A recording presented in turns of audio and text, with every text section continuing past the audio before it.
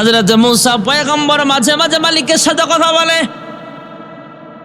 একদিন রাস্তা দিয়ে যায়, হঠাৎ করে আওয়াজ শুনতে পাইলেন এক আল্লাহর বান্দা বলতেছে, আয় আল্লাহ, তুমি আল্লাহকে যদি পাইতাম তাহলে তোমাকে সাবান মেখে সুন্দর করে গোসল করায়া দিতাম। আয় আল্লাহ, তোমার যদি পাইতাম নিজের হাতে ভাত রান্না করে প্লেটে রাইখান সুন্দর করে লুকমা দিয়ে তোমার ভাত খাওয়ায়া দিতাম। আমার আল্লাহ কি খাবারের মুখাপেক্ষী নাকি?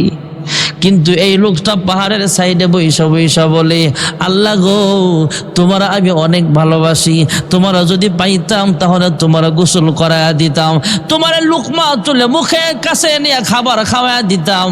আয় আল্লাহ, তোমাকে চুলগুলো সুন্দর করে সাবান দিয়া শ্যাম্পু দিয়া ধুইয়া দিতাম, এরপরে রুমাল দিয়া গামছা দিয়া চুলগুলো পানিগুলো মুইসা দিতাম, এরপরে তোমার চুলে আমি তেল দিয়া দিতাম, তোমার মাথা চিরুনি দিয়ে আশ্রয় দিতাম। সুবহানাল্লাহ। মূসা পয়গম্বর শোনা মাত্র মেজাজ গরম। এই মিয়া, আমার আল্লাহ কি গোসলের মুখাপেক্ষী নাকি যে তুমি আমার আল্লাহকে গোসল করাইবা? আমার আল্লাহ কি খাওয়ার মুখাপেক্ষী নাকি তুমি আল্লাহকে খানা খাওয়াইবা? আল্লাহরে পাইলে তেল দিয়া দিবা মাথায়, মাথার চুলগুলো চিরুনি দিয়ে আশ্রয় দিবা। যখন ধমক দিলেন সঙ্গে সঙ্গে আল্লাহর বান্দা চুপ হয়ে গেলেন। পরবর্তীতে আল্লাহ মূসা পয়গম্বরের কাছে ওহী নাজিল করে জানায়, হ্যাঁ মূসা, তোমারে আমি আল্লাহ বানাইছি আল্লাহ বিমুখ মানুষগুলোকে আল্লাহমুখী করার জন্য, দুনিয়ামুখী মানুষগুলোকে পরকালমুখী করার জন্য, ঘরমুখী মানুষগুলোকে মসজিদমুখী বানাইবার জন্য।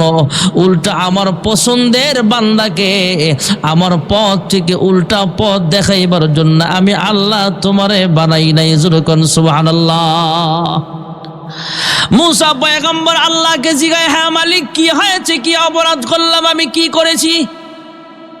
আল্লাহ বলে, হ্যাঁ মূসা, একটু আগে যে এক বান্দাকে ধমক দিয়েছিল, যে বান্দা আমি আল্লাহকে পাইলে গোসল করায়া দিবে, আমি আল্লাহর চুলগুলো তেল দিয়া দিবে, চিরুনি দিয়ে আশ্রয় দিবে বলছিল, আমি আল্লাহকে পাইলে সুন্দর করে রান্না করে লোকমা তুলে আমার মুখে খাবার খাওয়ায়া দিবে, এই লোকটা আসলে আমি আল্লাহকে খাবার খাওয়ানো উদ্দেশ্য না, এই লোকটা আমার প্রেমে পাগল, আমার একজন আশেক, এই জন্য আমার আশেক হইয়া আমার বান্দা আমার ব্যাপারে এই কথাগুলো বলে। আমার বান্দাকে তুমি কেন ধমক দিলা? যেরকম সুবহানাল্লাহ। হাজার হাজার হাজার হাজার অগণিত অসংখ্য মাছ, নদীর মাছগুলো তাদের ঠোঁটগুলো বাসায়া বাসায়া নৌকার দিকে আসতেছে। যেরকম সুবহানাল্লাহ।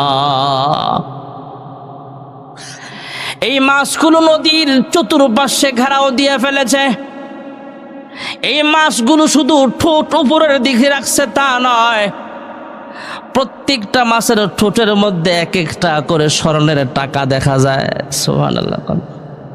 মালিক ইবনে দিনার ডাক দেয়া কয়, মাঝি রে, এক দিনার না দেওয়ার কারণে আমাকে ধমক দিয়েছিলা, এখন দেখ হাজার হাজার টাকা তোর সামনে পড়ে আছে, প্রত্যেকটা মাছের ঠোঁটের আগার মধ্যে এক একটা করে দিনার দেখা যায়, তুমি চাইলে সবগুলো দিনার তুমি নিয়ে নিতে পারো।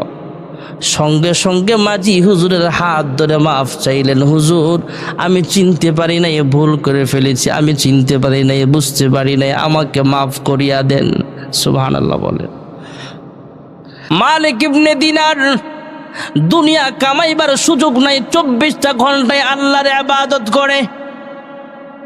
আল্লাহ রাব্বুল আলামিন মালিক ইবনে দিনারকে এমন ভাবে মোহাব্বত করতেন, মালিক ইবনে দিনার কোথাও আটকায় গেলে আল্লাহ তারা ফয়সালা করে দিতেন। একদিন মালিক ইবনে দিনার সফর করতে করতে একটা নদীর কিনারায় দাঁড়াইলেন, নদী পার হবে। হঠাৎ করে তাকায় দেখে একজন মাঝি ভাই নদী পার করার জন্য প্যাসেঞ্জারের অপেক্ষা করতেছে। অনেকগুলো প্যাসেঞ্জার, পর্যাপ্ত পরিমাণের প্যাসেঞ্জার তার গোদারা বা নৌকায় উঠলেন। গ্রাম্য ভাষায় অনেক এলাকায় গোদারা কয়, অনেক এলাকায় নৌকা কয়। নৌকায় আরোহণ করলেন। মালিক ইবনে দিনার বুজুর্গ মানুষ, তিনিও সেই নৌকায় উঠে গেলেন। নৌকা পার হয়ে নদীর ওই পারে গেলেন। প্রত্যেকটা প্যাসেঞ্জার থেকে 1 দিনার তথা তৎকালীন জামানায় স্বর্ণের টাকা ছিল। স্বর্ণের টাকার অনেক মূল্য, যাকে দিনার বলা হয়। 1 দিনার করে নৌকা ভাড়া সমস্ত প্যাসেঞ্জাররা দিল। কিন্তু মালিক ইবনে দিনার আল্লাহওয়ালা মানুষ, ওনার কাছে 1টা দিনারও নাই। দুনিয়া কামাইবার সুযোগ হয় না, 24টা ঘন্টায় শুধু মালিকের ইবাদত করে। জোরে কোন সুবহানাল্লাহ। মালিক ইবনে দিনারের কাছে 1টা দিনার নাই। নৌকার মাঝি সবার কাছ থেকে টাকা পাইছে, সবাইকে ছেড়ে দিছে, সবাই নৌকা থেকে নেমে গেল। কিন্তু হুজুর মানুষ, বুজুর্গ মানুষ, মুরব্বী মানুষ, মালিক ইবনে দিনারের কাছে 1টা টাকা নাই। মাঝি ডাক দেয়া কয়, বাবা তুমি 1টা দিনার দাও, কারণ নৌকা ভাড়া হলো 1 টাকা, 1 দিনার তুমি টাকা দাও জলদি করে। মালিক ইবনে দিনার বলে, হ্যাঁ নৌকার মাঝি ভাই, আমার কাছে টাকা নাই, আমার কাছে দিনার দিরহাম কিছুই নাই। মাঝি আবার ক্রিটিসাইজ করে, ঠাট্টা বিদ্রুপ করে ডাক দেয়া বলে, টাকা না থাকলে আমার নৌকায় কেন উঠলা? এমন ধমক দেউন না মাঝি জমিনে এখনো আছে না নাই? হে মাঝি ভাই, একজন মুরব্বী আপনার নৌকায় উঠে গেছে, নৌকা ভাড়া নাই, তাকে আপনি পার করে দিলেন। তাকে যদি পার করে দিয়া টাকা নেন নাই, সে বলেছে আমার কাছে টাকা নাই, আপনি ছেড়ে দিলেন, ইনশাআল্লাহ হয়তো এর বরকতে আল্লাহ আপনাকে ফুলসিরাতের পুল পার করে দিবে। কিন্তু মাঝি নাছোড়বান্দা মালিক ইবনে দিনারকে চিনতে পারে না। ডাক দেয়া কয়, বুড়া মানুষ টাকা দাও মুরব্বী। হে বুইড়া, 1 টাকা নাই, তাহলে নৌকায় কেন উঠলা? হযরতে মালিক ইবনে দিনার আসমানের দিকে তাকায় বলে, আল্লাহ তোমার ইবাদত করতে করতে আমি দুনিয়া কামাই করতে ভুলে গেছি। আমার পকেটে 1টা টাকা রাখার মতো জায়গা নাই, তথা 1টা টাকা কামাই করার সামর্থ্য আমার নাই। আমার পকেটে 1টা দিনারও নাই। আর এই মাঝি আমাকে ক্রিটিসাইজ করছে, ঠাট্টা বিদ্রুপ করছে। মাঝি কয়, হে বুড়া মিয়া, টাকা না দিলে কিন্তু তোমাকে আর নদীর এই পারে নামাবো না। যেই পার থেকে আনছি সেই পারে আবার নামায় দিব, জলদি টাকা বের করো। টাকা না দিলে আমার নৌকা থেকে তোমাকে নামতে দেওয়া হবে না। মুরব্বী, বুজুর্গ, আল্লাহওয়ালা আলেম মালিক ইবনে দিনার আসমানের দিকে তাকায় বলে, আল্লাহ তোমার ইবাদত করতে যায় দিনার কামাইতে পারে নাই, তুমি দিনারের ব্যবস্থা করিয়া দাও। মুহূর্তের মধ্যে তাকায় দেখলেন হাজার হাজার হাজার হাজার অগণিত অসংখ্য মাছ, নদীর মাছগুলো তাদের ঠোঁটগুলো বাসায়া বাসায়া নৌকার দিকে আসতেছে। যেরকম সুবহানাল্লাহ। এই মাছগুলো নদীর চতুর্পাশে ঘেরাও দিয়ে ফেলেছে। এই মাছগুলো শুধু ঠোঁট উপরের দিকে রাখছে তা নয়, প্রত্যেকটা মাছের ঠোঁটের মধ্যে 1-1টা করে স্বর্ণের টাকা দেখা যায়। সুবহানাল্লাহ। মালিক ইবনে দিনার ডাক দেয়া কয়, মাঝি রে, 1 দিনার না দেওয়ার কারণে আমাকে ধমক দিয়েছিলা, এখন দেখ হাজার হাজার টাকা তোর সামনে পড়ে আছে। প্রত্যেকটা মাছের ঠোঁটের আগার মধ্যে 1-1টা করে দিনার দেখা যায়। তুমি চাইলে সবগুলো দিনার তুমি নিয়ে নিতে পারো।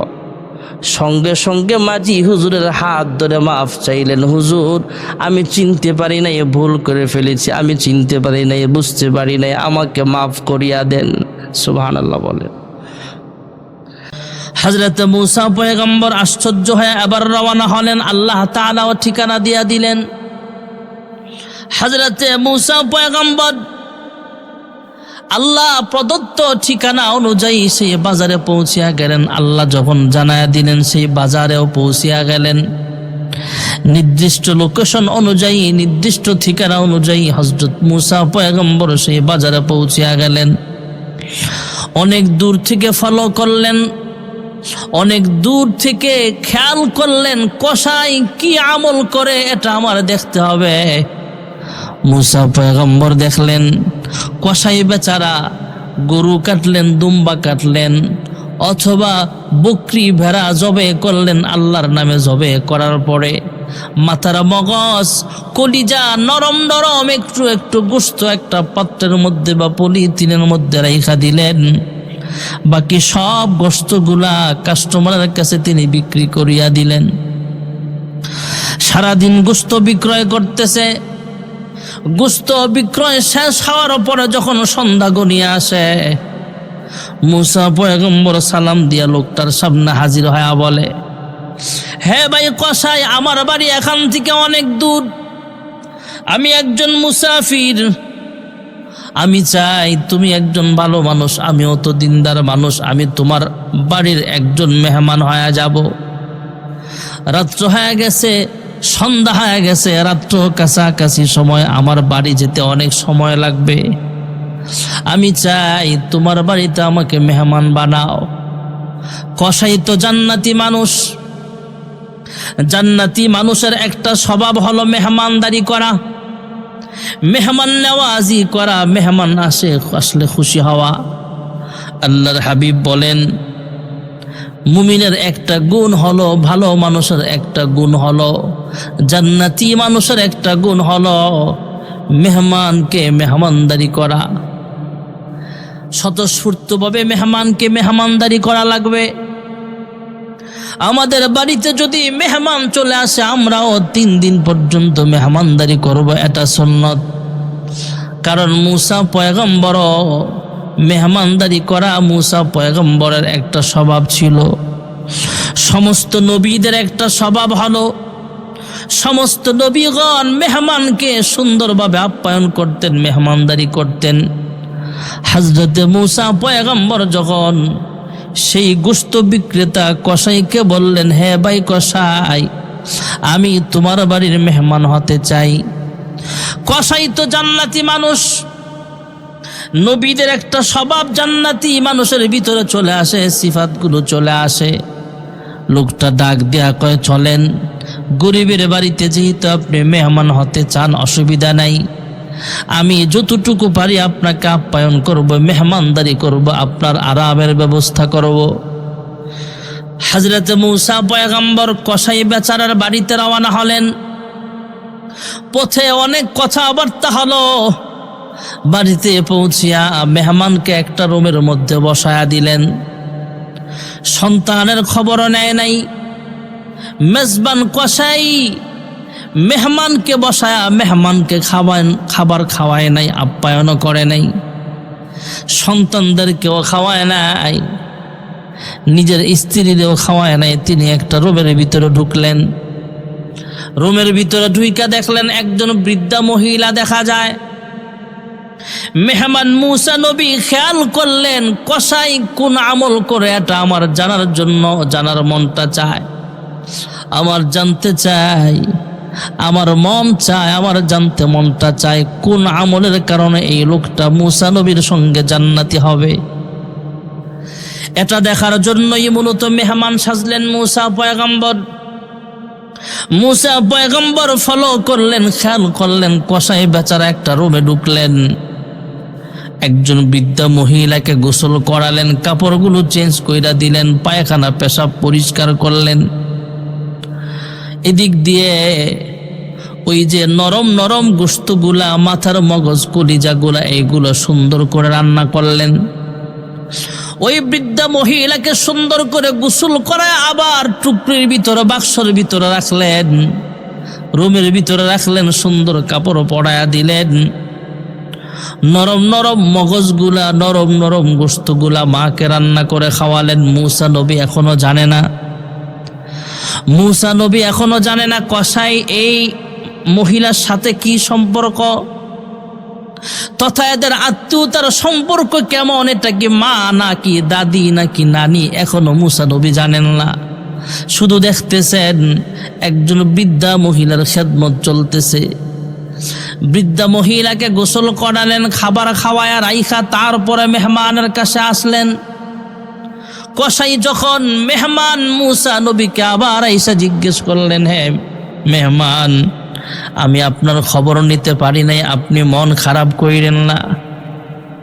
মুসা নবী আবার জানতে চাইলেন, হ্যাঁ ভাই কসাই, সন্তানের খবর না নিয়া, নিজের বিবির সন্তান, স্ত্রী সন্তানের খবর না নিয়া আমি মেহমানের আপ্যায়ন না কইরা যেই বৃদ্ধা মহিলার খেদমত করলেন, বৃদ্ধা মহিলা আপনার কি হয়? কসাইয়ে জবাব দিলেন, হ্যাঁ মেহমান, এই মহিলা হলো আমার জনম দুঃখিনী মা। তোমার মা দেখলাম খেদমত শেষ হওয়ার পরে মা জিব্বা লড়ায়া আল্লাহ তাআলার কাছে কি যেন প্রার্থনা করলেন। মুসা নবী যখন কসাইকে জিজ্ঞেস করলেন, হ্যাঁ ভাই কসাই, আমি জানতে চাই বিনয়ের সঙ্গে তোমার মা তোমার জন্য কি দোয়া করে আল্লাহ তাআলার কাছে। মেজবান কসাই ডাক দিয়া কয়, হ্যাঁ মেহমান, আমার মা কি দোয়া করে আপনি যাই না লাভ নাই। আমার মা বৃদ্ধ মানুষ, আমি খেদমত করি, আমার মায়ের খেদমত করার কারণে আমার মা কয়েকটা দোয়া আমার জন্য স্পেশাল করে। মুসা নবী বারবার পিড়াপিড়ি করলেন, বারবার জিজ্ঞেস করার পর কসাই বলতেছেন, হ্যাঁ মেহমান, আমার মা একটা দোয়া করে আমি যেন সবচেয়ে সুখী মানুষ হই। আমার জানা মতে আমি যদিও কসাই, আমি যদিও সাধারণ একজন গোশত বিক্রেতা, আমার মন সাক্ষ্য দেয় আমার মতো সুখী আসমানের নিচে জমিনের উপরে আরেকজনও নাই। মেহমান মুসা পয়গম্বর জিজ্ঞেস করলেন, তোমার মা আর কি দোয়া করে তোমার জন্য? মেজবান কসাই জবাব দিলেন, হ্যাঁ মেহমান, আমার মা আমার জন্য দোয়া করে আমার রিজিকের অভাব যেন আল্লাহ তাআলা দূর করিয়া দেয়। আমি যদিও সাধারণ কসাই, আমার সংসারের মধ্যে কোনো অভাব নাই, সব অভাব আল্লাহ তাআলা দূর করে দিয়েছেন। তবে আমার মা আরেকটা দোয়া করে, এই দোয়ার ব্যাপারে আমি জানি না। এই দোয়াটা আল্লাহ কবুল করেছে কিনা এটা এখনো জানি না, সেটা পরকালে জান্নাতে বলতে পারবো, পরকালীন জীবনে বলা যাবে। মুসা নবী মেজবান এখনো মেহমানের পরিচয় জানে না। হযরতে মুসা পয়গম্বর জানতে চাইলেন, হ্যাঁ ভাই কসাই, এমন কোন দোয়া তোমার মা তোমার জন্য করে যেটা দুনিয়ার জীবদ্দশায় তুমি জানতে পারা অসম্ভব? জানতে পারবে না, পরকালে বুঝতে পারবে, এমন কোন দোয়া জানতে চাই।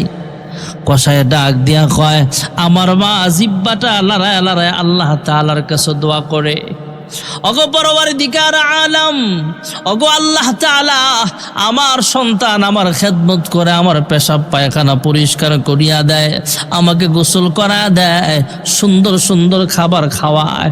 আয় আল্লাহ, আমার সন্তানটাকে তুমি জান্নাতের বাসিন্দা বানায় দিও। তবে জমানার জলিলুল কদর পয়গম্বর হযরতে মুসা কালিমুল্লাহ আলাইহিস সালামের প্রতিবেশী আমার সন্তানকে জান্নাতে বানায় দিও। হযরতে মুসা পয়গম্বর লোকটাকে জড়ায়া ধরলেন, জড়ায়া দইরা ডাক দিয়া কয়, হ্যাঁ ভাই কসাই, তোমার এই দোয়াটাও মহান রব্বুল আলামিন কবুল করে নিয়েছেন। কয় কেমনে বুঝলেন? কয় আমি হলাম জমানার জলিলুল কদর পয়গম্বর মুসা কালিমুল্লাহ আলাইহিস সালাম। আমি মুসা পয়গম্বর ঘন ঘন আল্লাহ তাআলার সঙ্গে কথা বলি। আমি তুর পাহাড়ে দাঁড়ায় আল্লাহ তাআলাকে জিজ্ঞেস করেছিলাম, ওগো পরওয়ারদিগার আলম, ওগো আল্লাহ তাআলা, জান্নাতের ভিতরে আমার প্রতিবেশীটা কে হবে? আল্লাহ রাব্বুল আলামিন জানায়া দিয়েছিলেন, ওগো মুসা পয়গম্বর, উমুক বাজারের কসাই তোমার জান্নাতের প্রতিবেশী হবে, বাসিন্দা হবে। আমি আল্লাহ তাআলার কাছে আশ্চর্য হয়ে জানতে চাইলাম, আল্লাহ কসাইয়ের পরিচয় বলেন। আল্লাহ রাব্বুল আলামিন যেই লোকেশন দিয়েছেন, ঠিকানা দিয়েছেন, ঠিকানা অনুযায়ী তোমার কাছে আমি পৌঁছে গেলাম, মেহমান সাজলাম। এটা দেখার জন্য কোন আমলের বদৌলতে আল্লাহ তোমাকে এমন সম্মান বানিয়েছেন, সম্মানিত করেছেন। এমন কোন বিশেষ আমল তোমার আছে যে আমলের কারণে মহান রব্বুল আলামিন তোমার সম্মান বাড়িয়ে দিয়েছেন? এটা জানার জন্যই মেহমান সেজে তোমার বাড়িতে আসলাম। এখন আইসা দেখলাম অন্য কোনো আমল নয়, তোমার মায়ের খেদমত করার কারণে তোমার মা আল্লাহ তাআলার কাছে দোয়া করেছেন। তোমার মায়ের দোয়ার বরকতে আল্লাহ রাব্বুল আলামিন আমি মূসা পয়গম্বরের সঙ্গে তোমাকে জান্নাতে মেহমান আমার আল্লাহ বানায় দিবে। মায়ের দোয়া, বাবার দোয়া কখনো বৃথা যায় না। হাবিব রহমাতুল্লিল আলামিনের জীবদ্দশায় একজন চিঠি লেখলেন। যিনি চিঠি লেখলেন প্রেরকের নাম হলো হযরতে ওয়াইসুল করনী রহমাতুল্লাহ আলাইহি। মক্কা মদিনা থেকে অনেক দূর, সুদূর ইয়ামান দেশে বাড়ি। ইয়ামান দেশে বাড়ি হযরতে ওয়াইসুল করনী আল্লাহর হাবিবের কাছে চিঠি লিখলেন, ইয়া রাসূলুল্লাহ, ইয়া হাবিবাল্লাহ, আমি জানি জীবদ্দশায় সাহাবী হতে পারলে, আল্লাহর হাবিবকে সরাসরি দেখতে পারলে আমি সাহাবী হয়ে যাব। সাহাবী হইলে আমার মর্যাদা অনেক বেড়ে যাবে। তবে আমি যদি আপনার সঙ্গে দেখা করতে সৌদি আরবে চলে আসি, আমি যদি আপনার সঙ্গে দেখা করতে মদিনায় চলে আসি, ইয়া রাসূলুল্লাহ, ইয়া হাবিবাল্লাহ, আমার মা বৃদ্ধা মানুষ, বৃদ্ধা মহিলা, মায়ের খেদমতের ত্রুটি হয়ে যেতে পারে। আমি ছাড়া আমার মার কেউ নাই। আমি মায়ের খেদমত করা লাগে 24টা ঘন্টা, মায়ের পাশেই তো আমার থাকা লাগে। ওগো রাসূলুল্লাহ, ইয়া হাবিবাল্লাহ, গো আল্লাহর হাবিব, আমি কি মায়ের খেদমতেই সময় কাটায় দিব নাকি আপনার কাছে আসবো সাহাবী হওয়ার জন্য? আল্লাহর হাবিব আবার চিঠি পাঠালেন, হে ওয়াইসুল করনী, মায়ের খেদমতের ত্রুটি করে, মায়ের খেদমত না কইরা আমার সঙ্গে দেখা করে সাহাবী হবার কোনো প্রয়োজন নাই। আমার সঙ্গে দেখা কইরা সাহাবী হবার চাইতে তোমার কর্তব্য আর দায়িত্ব হলো মায়ের খেদমত করা। ওয়া কাদা রাব্বুকা আল্লা তা'বুদু ইল্লা ইয়্যাহু ওয়া বিল ওয়ালিদাইনি ইহসানা। আল্লাহর হাবিব যখন চিঠি লিখে দিলেন, হ্যাঁ ওয়াইসুল করনী, তোমাকে মায়ের খেদমতের ত্রুটি করে আমার সঙ্গে দেখা করা লাগবে না। মায়ের খেদমত বাদ দিয়ে সাহাবী হবার কোনো প্রয়োজন নাই। সাহাবী হবার চাইতে মায়ের খেদমত করাটা তোমার বেশি কর্তব্য আর দায়িত্ব বেশি জরুরি। আল্লাহর হাবিব দুনিয়া থেকে বিদায় হয়ে গেলেন। ইন্তেকালের পূর্বে হযরতে ওমরের মতো দামি সাহাবীকে আল্লাহর হাবিব ওসিয়ত করে গেলেন, আমার ব্যবহৃত একটা জামা তোমাদের হাতে দিয়ে গেলাম। আমার ইন্তেকালের পরে যখন ইয়ামান থেকে ওয়াইসুল করনী আসবে, এমন এমন চেহারার মানুষটা ওয়াইসুল করনী নামে আমার পাগল একজন আসবে। আমার খাঁটি আশিক রাসূল আসবেন, আমার সঙ্গে দেখা করতে পারতো, সাহাবী হইতে পারতো, কিন্তু আল্লাহর বিধান মায়ের খেদমত করা লাগবে। আমিও চিঠিতে উত্তর দিয়েছিলাম, মায়ের খেদমত করো আমার কথা মানার অর্থে। আমার কথা মানতে যায়, আল্লাহর বিধান রাখতে যায়, মায়ের খেদমত করতে যায় ওয়াইসুল করনী সাহাবীর সম্মান পায় নাই, সাহাবী হতে পারে নাই। তবে আমার ইন্তেকালের পরে আমার এই আশিকটা আসবে, আমার ব্যবহৃত জামাটা ওয়াইসুল করণীকে হাদিয়া দিবা, আর ওয়াইস করণীর কাছ থেকে তোমরা দোয়া নিবা। মায়ের খেদমত করার কারণে আল্লাহ তাআলা থেকে মুস্তাজাবুদ দাওয়াত বানায় দিছে। জোরকন সুবহানাল্লাহ। হযরত রাসূল আকরাম সাল্লাল্লাহু আলাইহি ওয়াসাল্লাম দুনিয়া থেকে বিদায় হয়ে গেলেন। ইয়ামান থেকে যত কাফেলা মদিনায় আসে, সব কাফেলার মধ্যে চেক দেওয়া হয় ওয়াইসুল করণী নামে কেউ আছে কিনা। এমন এমন চেহারার মানুষ ওয়াইসুল করণী নামে কেউ ইয়ামান থেকে মদিনায় আসছে কিনা। হযরত ওমর ফারুক রাদিয়াল্লাহু তাআলা আনহু 12 বার চেক দেওয়ার পরে, পাহারা দেওয়ার পরে সব সাহাবাই কেরামদেরকে জানায়া দিলেন, ওয়াইসুল করনী নামে কেউ যদি মদিনায় আসে আমাকে খবর দিবা। মদিনায় পাহাড়ে আরো তো যত সাহাবী আছে সবাইকে অ্যালার্ট করে দিলেন, জানায়া দিলেন। হযরত ওয়াইসুল করনীর কাফেলা মদিনায় আসছে। হযরত ওমর জানতে পারলেন, যেই না ওয়াইসুল করনীর সঙ্গে তিনি দেখা করলেন, আল্লাহর হাবিবের ব্যবহৃত জুব্বাটাও তাকে হাদিয়া দিলেন। হযরত ওয়াইসুল করনী রাহমাতুল্লাহ আলাইহি জুব্বা মোবারক পায়া খুশি হয়ে গেলেন। চোখে মুখে লাগায় আর আল্লাহর হাবিবের সঙ্গে দেখা করতে পারে নাই, এই জন্য কান্দে। হযরত ওয়াইসুল করনীকে আবার হযরত ওমর ফারুক ডাক দিয়া কয়, হ্যাঁ ওয়াইসুল করনী, তুমি আমাদের জন্য দোয়া কইরো, কারণ আল্লাহর হাবিব রাহমাতুল লিল আলামিন বলেছেন তোমার কাছে যেন আমরা দোয়া চাই। কয় কেন? আপনারা তো সাহাবী আর আমি তো সাহাবী হতে পারি নাই। হযরত ওমর রাদিয়াল্লাহু আনহু জানায়া দিলেন, হ্যাঁ ওয়াইসুল করনী, মায়ের খেদমত করার কারণে মহান রব্বুল আলামিন তোমাকে মুস্তাজাবুদ দাওয়াত বানিয়ে দিয়েছেন। তুমি যেই দোয়া করো আল্লাহ তাআলা তোমার দোয়া ফিরাবে না, চাইলেই ফিরাবে না। আল্লাহর হাবিব রাহমাতুল লিল আলামিন তোমাকে সম্মানিত করেছেন, একটা ব্যবহৃত জামা হাদিয়া দিয়েছেন। আর এমনও বলেছেন, আমাদেরকে হুকুম দিয়েছেন ওয়াইসুল করনীকে যদি তোমরা পাও তার কাছ থেকে তোমরা দোয়া কইরো। মায়ের খেদমত করার কারণে আল্লাহ রাব্বুল আলামিন তাকে মুস্তাজাবুদ দাওয়াত বানিয়ে দিয়েছেন। আল্লাহ তাআলার কাছে কিছু চাইলে আল্লাহ ফিরায়া দেয় না। যুলকুন সুবহানাল্লাহ। আল্লাহর হাবিব রাহমাতুল লিল আলামিন সাহাবাই কেরামদেরকে পিতা মাতার হকের কথা বারবার বলেছেন। আল্লাহ রাব্বুল আলামিন কোরআনুল কারীমের বিভিন্ন জায়গায় পিতা মাতার হকের কথা বলেছেন।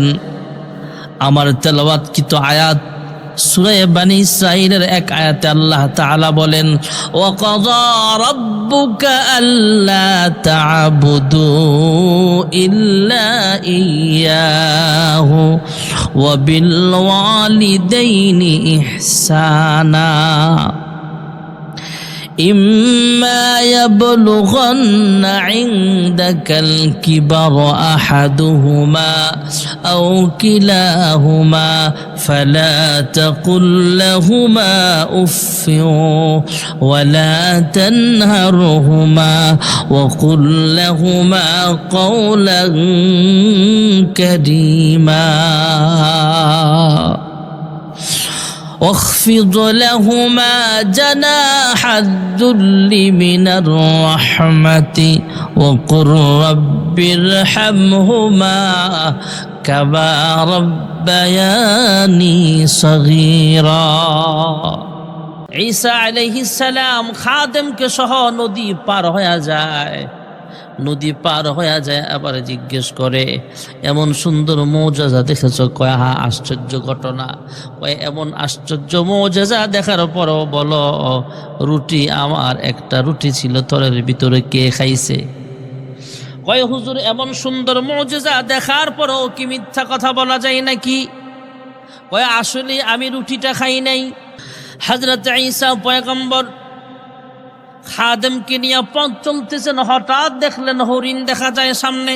আল্লাহর নামে জবে কইরা, জবে করার পর হুকুম করলেন, বুনা হয়ে গেল। দুজন মিলে সুন্দরভাবে খাইল।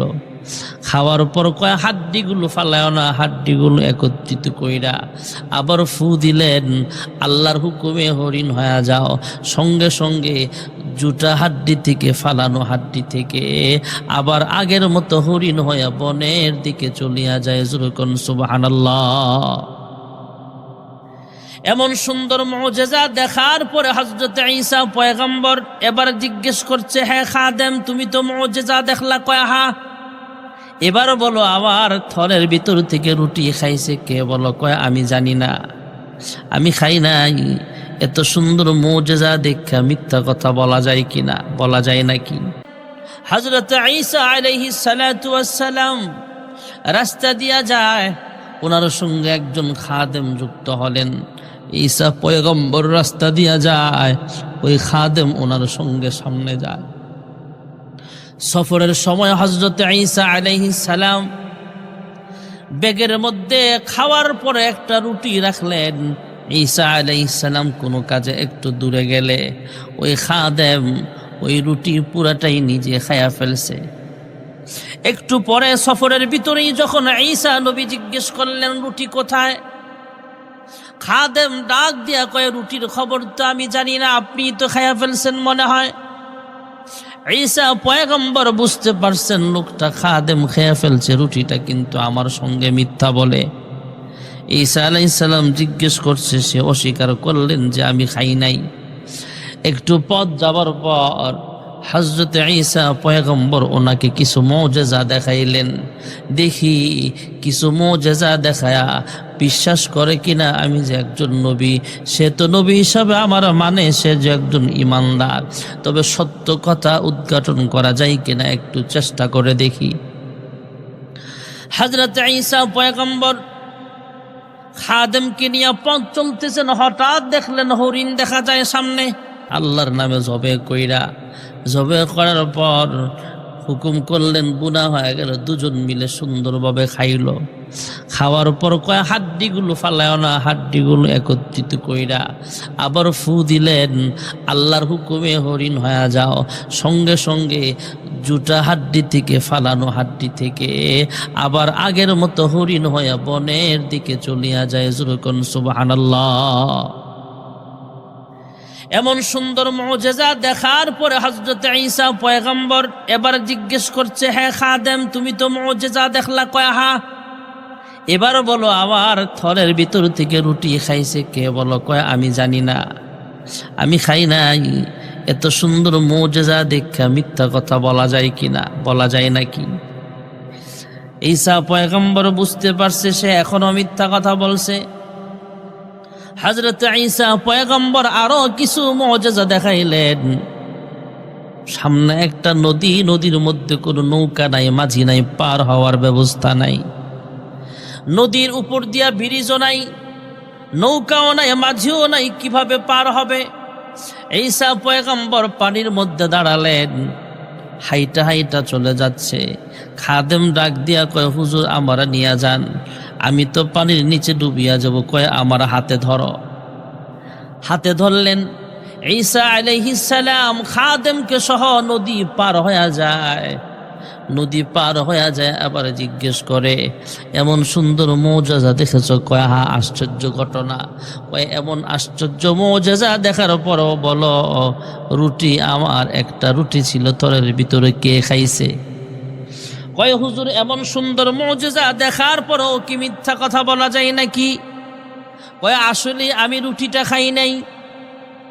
হযরত ঈসা আলাইহিস সালাতু ওয়াস সালাম আরো কিছু পথ অতিক্রম করার পর দেখলেন কয়েকটা ছোট্ট ছোট্ট পাথরের টিলা দেখা যায়।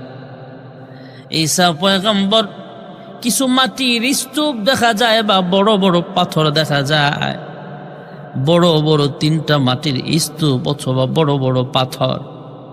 ঈসা পয়গম্বর হুকুম করলেন, আল্লাহর হুকুমে স্মরণ হয়ে যাও। এই বড় বড় মাটির স্তূপ অথবা বড় বড় পাথর তিনটা স্মরণ হয়ে যায়। পাথর অথবা মাটির স্তূপগুলো স্মরণ হয়ে যাও আল্লাহ তাআলার হুকুমে।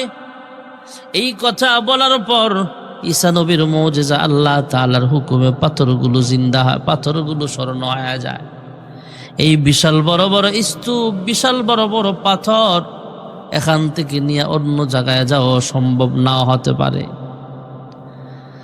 হযরত ঈসা পয়গম্বর এই পাথর ভারী স্তূপগুলো স্মরণ হয়ে গেলে খাদেমকে আবার ডাক দিয়া বলে, দেখছো তিনটা বড় বড় স্মরণের স্তূপ দেখা যায়? কয় হ্যাঁ। অথবা বড় বড় তিনটা স্মরণের পাথর দেখা যায়? কয় হ্যাঁ। কয় এই তিনটা পাথর তিন ভাবে বিভক্ত হবে, তিন ভাগ করা হবে। কয় কিভাবে? কয় তোমার একটা পাথর, তোমার একটা স্তূপ, আমার একটা স্তূপ, স্মরণের স্তূপ বা স্মরণের পাথর, আর একটা বড় পাথর স্মরণের বাকি আসেনি। কয় হ্যাঁ, এটা হলো যে আমার থলের ভিতর থেকে রুটি খাইছে তার জন্যে। খাদেম তো ভালো করে জানেন আল্লাহর পয়গম্বর যেহেতু বলেছেন একটা পাথর অথবা একটা স্বর্ণের স্তূপ, যে রুটি খাইছে তাকে দেওয়া হবে, অবশ্যই তাকেই দিবেন। পয়গম্বর কখনো মিথ্যা বলে না। স্বীকার করে ফেললেন, এবার মিথ্যা কথা দিয়া সত্য কথা ঢাকা যায় না, সত্য দিয়া মিথ্যা ঢাকা যায় না। হযরত ঈসা পয়গম্বর যখন বললেন আমি সেই পাথরটা দিব যে রুটি খাইছে, সে জানে অবশ্যই ঈসা নবী পাথরটা দিবেন, ঈসা আলাইহিস সালাম দিবে। এবার সে তার সত্য কথা বের করে ফেললেন। সে ডাক দিয়া কয়, ঈসা পয়গম্বর, আপনার ব্যাগের ভিতর থেকে রুটি বের করে আমি খেয়ে ফেলেছিলাম, আমাকে ক্ষমা করেন। তাহলে তখন কেন স্বীকার করলে না? তোমাকে এর আগে আরো কয়েকটা অপশন দিয়েছিলাম, নদী পার হলাম নৌকা ছাড়া, তখনও তো তুমি বলতে পারতে।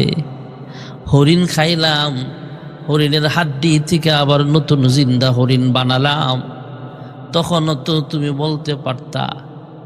খাদেম ডাক দেয়া কয়, হুজুর ভয়ে বলি নাই অথবা বলার চেষ্টা করি নাই, আমারে ক্ষমা করেন।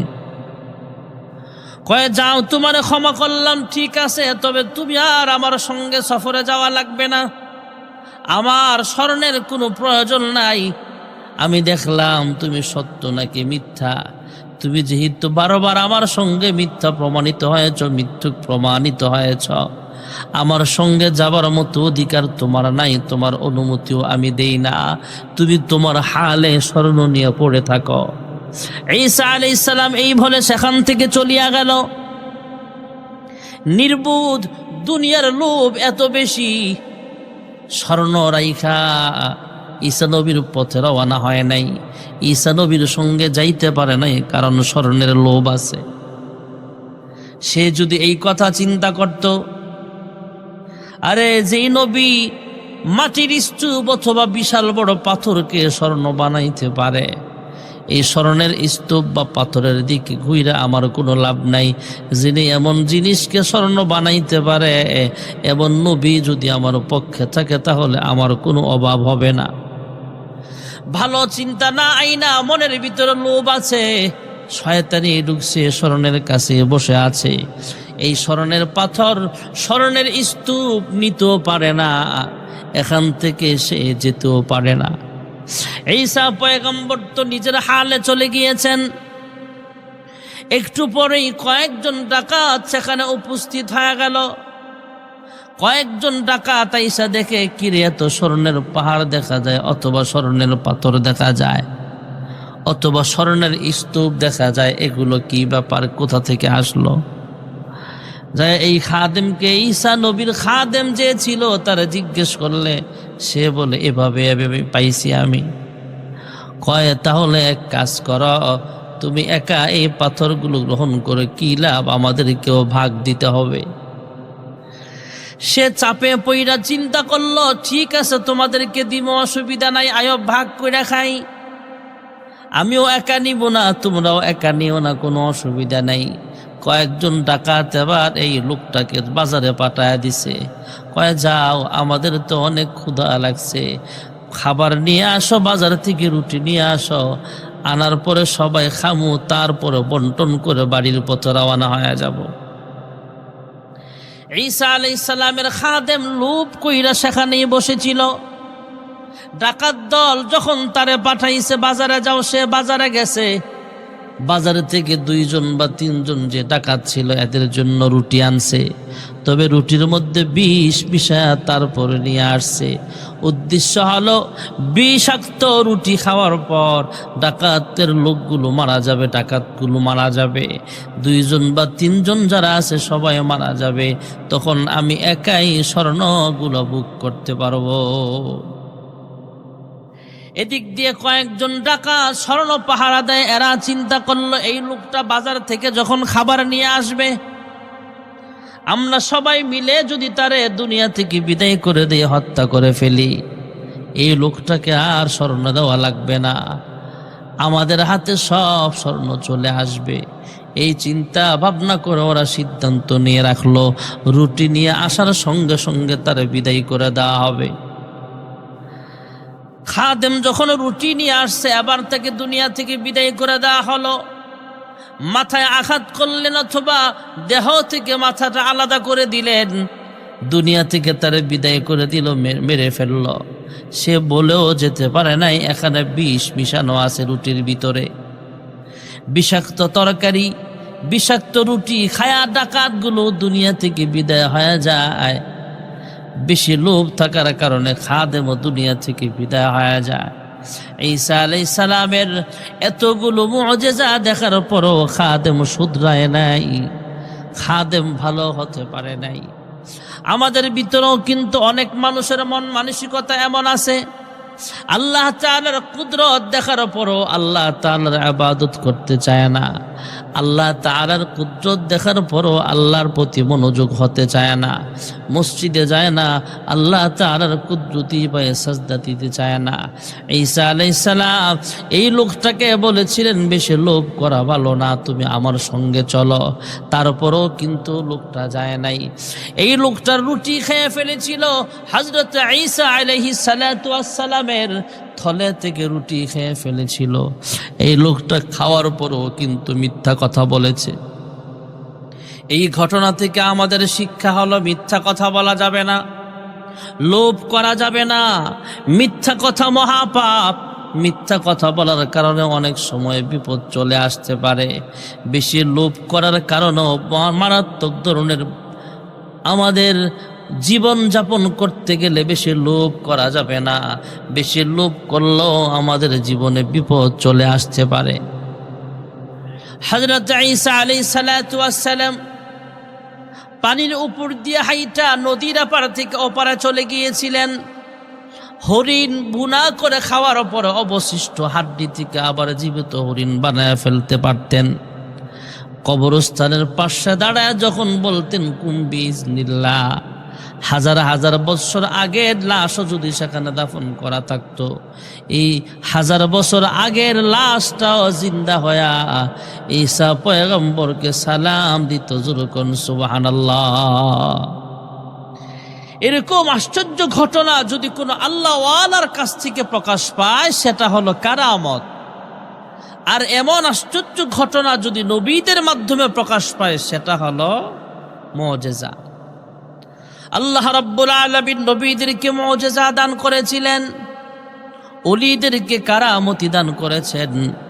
আর কুফরি যারা করে, যারা নামাজ পড়ে না, রোজা করে না, ভণ্ড পীরদের মাঝে যখন এগুলো প্রকাশ পায় সেটা হলো কুফরি, সেটা হলো শিরকি। ভাইয়ারা আমার, আল্লাহ রাব্বুল আলামিন হযরত আম্বিয়া আলাইহিমুস সালাম সমস্ত নবীদেরকে পাঠিয়েছিলেন আল্লাহর ইবাদতে মানুষকে ডাকার জন্য।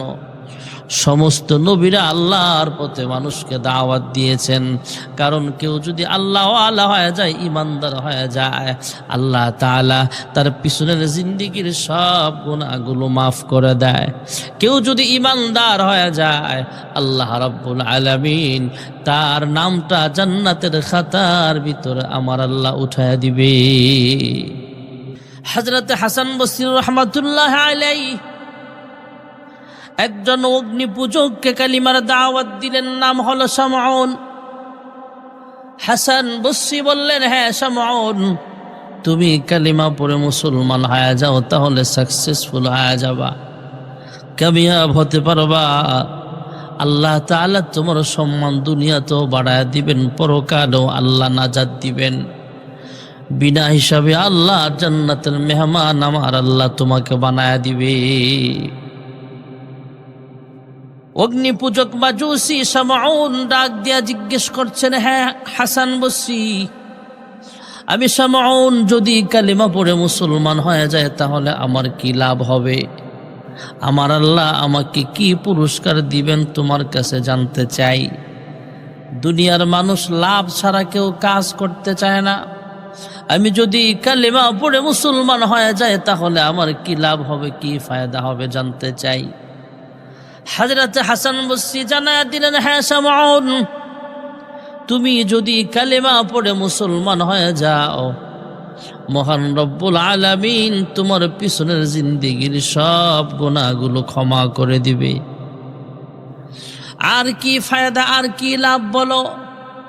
হাসান বসরি ডাক দিয়া বলে, হ্যাঁ শামউন, তুমি যদি কালেমা পড়ে মুসলমান হয়ে যাও, মহান রব্বুল আলামিন তোমার নামটা জান্নাতীদের খাতা থেকে নাম কেটে দিয়া, জান্নাতের খাতা থেকে লিস্টি থেকে তোমার নামটা কাইটা আল্লাহ তাআলা তোমার নামটা জান্নাতীদের খাতার ভিতরে উঠায় দিবে। হযরতে হাসান বসরি যখন এই কথাগুলো শোনালেন, অগ্নিপূজক শামউন আবার ডাক দেয়া কয়ে, হে হাসান বসরি, আমি যদি কালিমা পড়ে মুসলমান হয়ে যাই তাহলে মহান রব্বুল আলামিন আমাকে ক্ষমা করিয়া দিবেন, আর মহান রব্বুল আলামিন আমার নামটা জান্নাতীদের খাতার ভিতরে উঠায়া দিবেন। এই কথাটা শুধু মুখে বললে হবে না, আমি কালিমা পড়ে মুসলমান হয়ে গেলাম, এই কথাটা শুধু মুখে বলেই সমাপ্ত নয়, এই কথাটা আমাকে কাগজে কলমে লিখিয়া দেওয়া লাগবে। হ্যাঁ হাসান বসরি, একটা দলিল লেখা নিচে দিয়া তোমার নাম লেখা সিগনেচার দিয়া দিবা, দলিল চাই আমি মুসলমান হয়ে গেছি, আমাকে আল্লাহ তাআলা ক্ষমা করে দিয়েছেন। হযরত হাসান বসরি শামউন কালিমা পড়ে মুসলমান হয়ে যাবে, শামউন মুসলমান হয়ে গেল। দলিল খানাও হযরতে হাসান বসরি শামউনের হাতে উঠায়া দিয়া কয়, নাও জান্নাতি দলিল খানা আমি সিগনেচার করে তোমার হাতে দিলাম।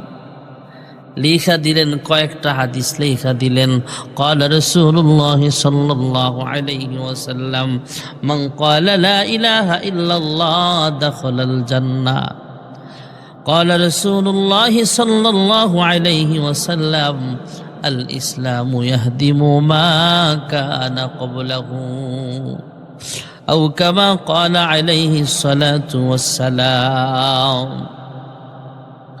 হযরত হাসান বসরি রহমাতুল্লাহ আলাইহি পয়গম্বরের কয়েকটা হাদিস লেখা লিখে দিলেন, হাসান আমার হাতে হাত রেখা কালিমা পড়ে মুসলমান হয়ে গেছে।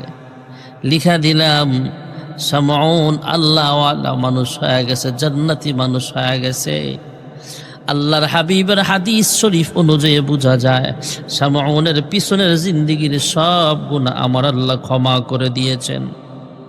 আল্লাহর হাবিবের হাদিসের ভাষা অনুযায়ী বোঝা গেল, মান ক্বালা লা ইলাহা ইল্লাল্লাহ দাখালাল জান্নাহ, আল্লাহ তাআলা তার জিন্দেগির গুনাহ খাতাগুলো মাফ করে দিয়েছেন, তার নামটা জান্নাতীদের লিস্টের ভিতরেও আমার আল্লাহ উঠায়া দিয়েছেন। নিচে দিয়ে সিগনেচার দিয়া দিলেন হাসান বসরি।